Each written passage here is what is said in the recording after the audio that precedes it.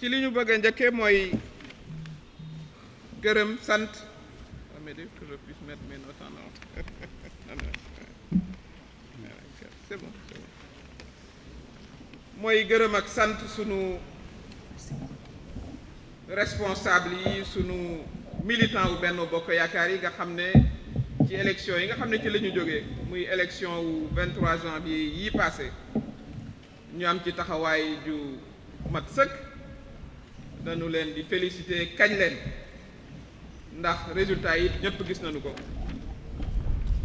nit nag mën ngay wax a wax waaye nag it suul ker moom mënta tax vraiment réalité ñu gis ko suul ker du ko teree feeñ ndax nag ndam moom da nga koy faram-fàccee ndax ñoo bokk ni ñuy wàññee bu ñu nee benn ñaar ñett voilà ci kàllaama bu mu munti doon rek benn ñaar ñett lay doon donc calcul bi moom kenn mënu koo changer te mën nañ koo vérifier it li ñu bëgg a wane mu leer mooy Benno Bokk Yaakaar boo wàññee li nga xam ne mooy communes yi nga ci la ñu dëkk ñun sénégalais bu ne rek yaa ngi yeewoo ci commune 553 communes ñoo am ci réew 438 communes yi mouvance présidentielle moo ko remporté 500 ma bantuwaat ko 553 communes yoo xam ne ci la ñuy yeewoo ñun ñëpp ñun sénégalais yi 438 communes Benno Bokk Yaakaar ak i alliés bu majorité présidentielle ñoom ñoo ko gagné ñu am it ay département boo jëlee département yi 43 la ñu 46 la ñu waaye 43 yi parce que am na ci département de Dakar ville la am moo tax muy 43 38 yi Benno Bokk Yaakaar ñoo ko gagné mën naa dikkit bu leen neexee ci voix yi waaye loolu lépp it am na fu mu féete ak fu mu ne di ngeen ko gis neneen dinañ ci dellu si la majorité présidentielle a obtenu une large majorité ak boo noo ëlbatee mbir mi rek ak noo ko analyser rek muy ci wàllu voix ci wàllu nombre commune ci wàllu département gañewuñ fépp nag ndax moom yàlla rek ay matale lépp te ñi fi nga xam ne gañewuñ ko it sunu responsable yi xeex nañu fa waaye sénégalais yi ñoo choisir dañ leen di encourager bu ko defee ñu delluwaat buum ca mboy ga pour que élection yi ñu jëm foofu ñu am fa ndam lii nag mooy li am nit nag mën ngaa wax a wax ba defee ne mën ngaa fexe ba jant bi du feeñ waaye loolu mënta nekk moo tax ñuy woo sunu responsable yi góor jigéen mag ndaw sage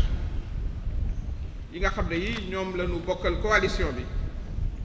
pour que ñu fexe doonaat doonoon nañ ko waaye yokk unité bi ci sunu biir jamono ji ñu wax am nañ plus de 130 responsables yu kawe yoo xam ne yi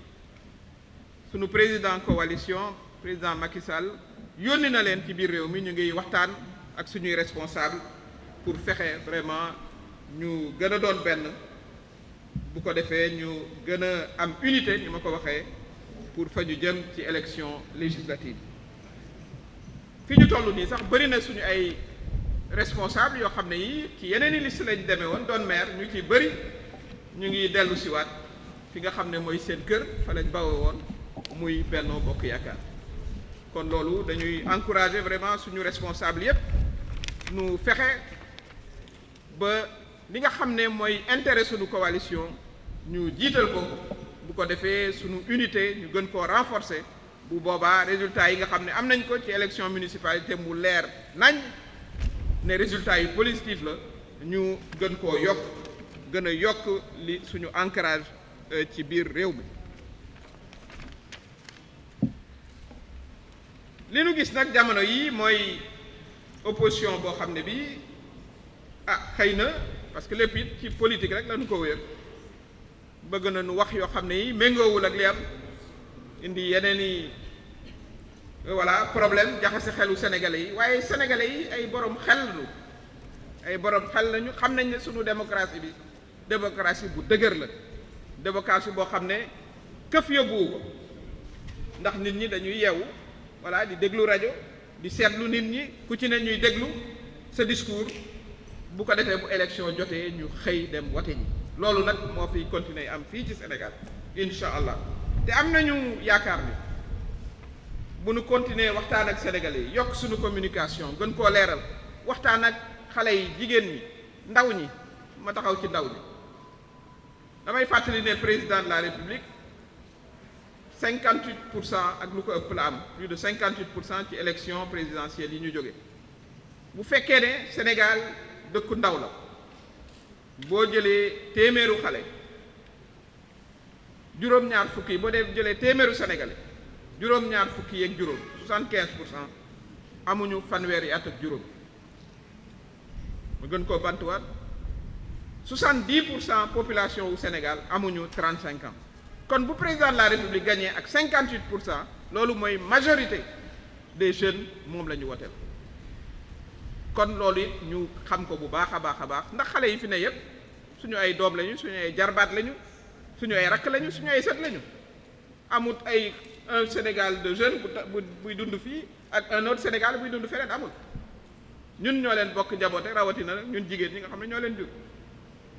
kon ñooñu it dinañu continuer suñu waxtaan ak ñoom wan leen li nga xam ne président def na ko ci liggéey wi mu jagleel xale yi te gis nañu ko muy xëyu ndaw ñi daf ci jël alal bu am bu takku def ko ci ndax xam nañu ne aussi préoccupation la xale yi mën a am liggéey formation mu def ci budget bu am solo waaye aussi infrastructure sportive yi gis nañu stade bu mujj bi nga xam ne bi vraiment suñu fierté la ñun ñëpp ak Coupe d'Afrique bi it ndax joueurs yi football nañu da naam waaye aussi gouvernement bi la mu waroon a def na ko ndax boo amee talent it te accompagné wu la loolu du am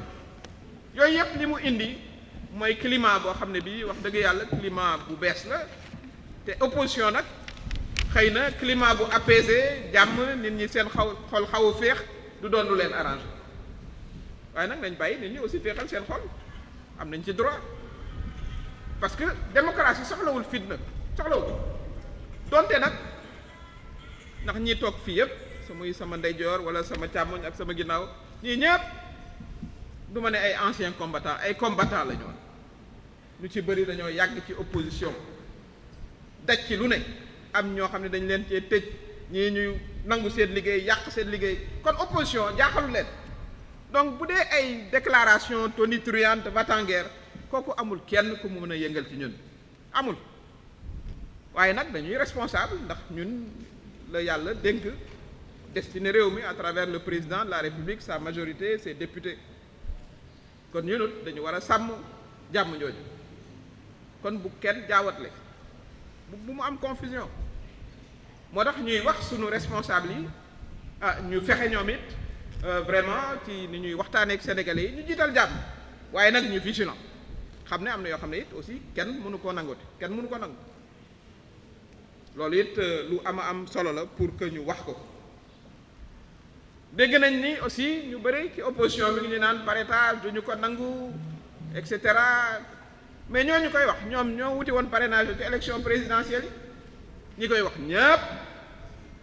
dañoo dajale ji ay parrainage pour nekk ay candidat loolu kay mooy nangu nañ ne loi bi am na loi am nga dem def li loi am ñu nga ñëwaat 2 ans après ne non parrainage lu am loolu franchement amul logique boo koy seet rek amul logique yow kay bu fekkoon ne ca parrainage bu njëkk ba da nga naan non parrainage amul damay boycotté waaye boycotté woo da ngaa wuti parrainage ñëw dem élection ba ñëwaat ci même loi bi nga ne non du ma am parrainage waaye yooyu yëpp sax moom xumbal waxtaan la rek di ngeen leen gis ci terrain bi ñuy wuti parrainage ñoom ñëpp léegi ngeen gis leen ci terrain bi ñuy wuti parrainage ñu ci bëri ña nga ci imprimerie ya sax di imprimer seeni bulletin parrainage kon loolu it aussi ñu xam ko parce que ñu mel nii day baax ñuy waxtaan ak suñu mbokk Sénégal yi démocratie ku ne da ngay déglu ñi nga xam ne ñooy wut nga choisir librement jarul vraiment ñuy indi loo xam ne di tension la parce que am na ñoo xam ne nag ci biir tension bi ci la ñuy jàppe ne comme nit ñi daal foog ñuy mer comme ça bu ñu meree daal ñun ñu gis ci suñu intérêt déedéet kon parrainage bi tàmbali nañu ko ñu ngi woo suñu responsable yi suñu militants yi voilà ñoom ñëpp dinañu jot suñu fiche yi bu ko defee ñu wàcc waxtaan ak sénégalais yi waxtaan ak ni ma ko waxee jigéen ñi ndaw ñi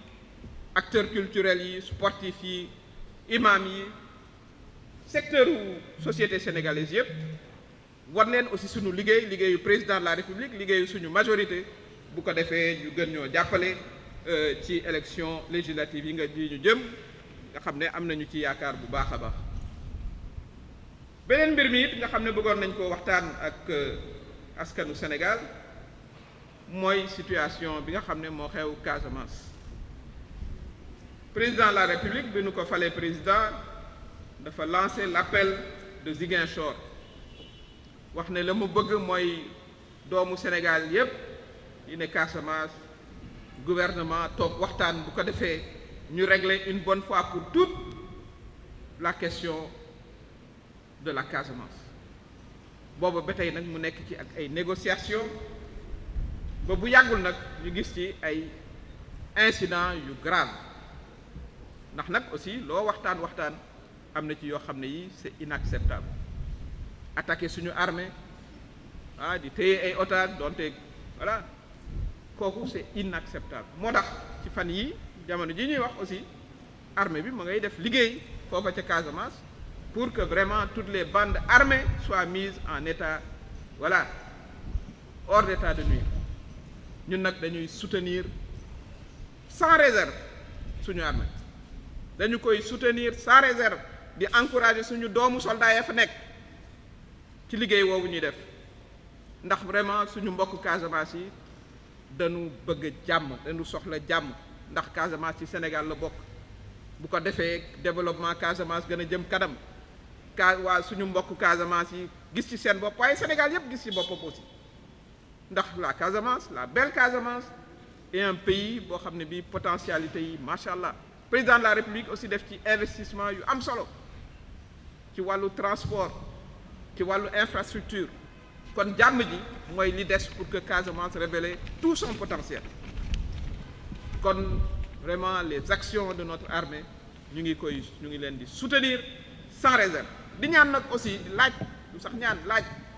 tous les acteurs politiques képp koo xam ne da nga taxaw di laaj baatu sénégalais na nga taxaw ne damay soutenir armée bi damay condamner les attaques yi nga xam ne moom la ñu gis tous les acteurs te ñu ngi laaj nag aussi le maire de Ziguinchor Ousmane Sonko mu wax ñu lan mooy position am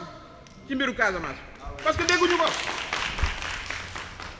attaqué nañ fi ay soldats tey fi ay soldats lépp ci biir Casamance dégguñu ko nañu bëgg a dégg position am na leer nañ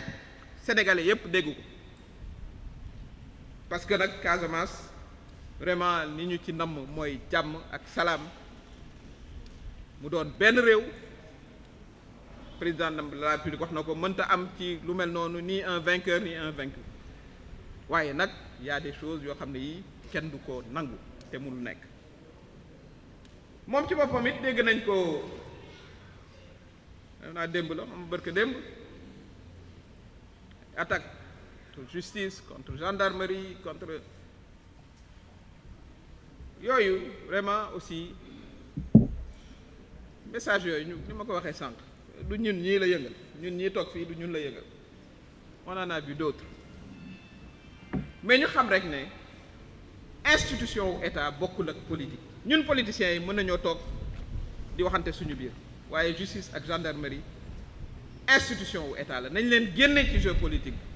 ñoom it ñu def seen liggéey ni ñu ko war a defee loolu mooy li nga xam ne mooy li war a am te gaw ma ne ñoom it voilà mën nañ leen a impressionné ba ñu def seen liggéey nañu def seen liggéey mais ñu xam ne il n'y a pas aussi loo xam ne lii war naa mën a tax ñu jàpp ne Benno Bokk Yaakaar parce que xam naa ne di ngeen ma ko laaj affaire dossier justice dossier boobu nga xam ne soxna si Sarr waaw yooyu moom ñun vraiment bu ñu ko laajee sax yenn saa yi on ne sait même pas pourquoi parce que du ñun ñooy joxe rendez-vous ca Sweet Beauty nag na mbir ma tudd sax Sweet Beauty la du ñun ñoo fay joxe rendez-vous du ñun ñoo fay yóbbu kenn du ñun ñoo fay forcer kenn ku ñu fa tuumaal yow yaay dem face à la justice nga expliqué wu ndax du affaire politique c'est une affaire strictement privée kon na justice régler affaire privée boobu loolu la ñu bëggoon aussi wax ko sénégalais yi dégg ko ndax nag aussi sénégalais yi war nañ di leen gindi di waxtaan ak ñoom di leen jox aussi la bonne version des faits la bonne version des faits affaire privée ak affaire politique vraiment ñu génn ci structure de l'État ñu nii li ma ko waxee ñun Benno Bokk Yaakaar vraiment ay spectateurs la ñu ci ndax xamuñu yoonu foofa xamuñu nu ñu fay joxe rendez-vous xamuñu numéro téléphone kon vraiment lu ñu ci wax tooñ voilà ñi nga xam ne nag ñoom lañ ci accusé ñu jëm seet nu ñuy lijjantee loolu kon loolu mooy li nga xam ne lii moom la ñu bëggoon a waxtaanee ak yéen journalistes yi ak sunu responsable yi nga xam ne ñoo ne ci réew mi wax leen aussi gën leen a kañ ci turu président de la République mi nga xam ne mooy suñu président wu coalition ak turu responsable yi toog fi yépp coalition Benno Bokk Yaakaar waaye la grande majorité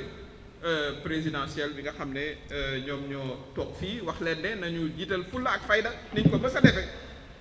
liggéeyu parrainage bi ñu dugg ci kër yi waxtaan ak nit ñi wax leen suñuy réalisation bari nañu ndax fii nag depuis 2012 li ñu fi def ci réalisation suñu loxo ca kaw kenn musu ko fee def kenn du wàllu yoon du wàllu infrastructure du wàllu croissance économique kooku aussi mën nañ cee débattre mën nañoo toog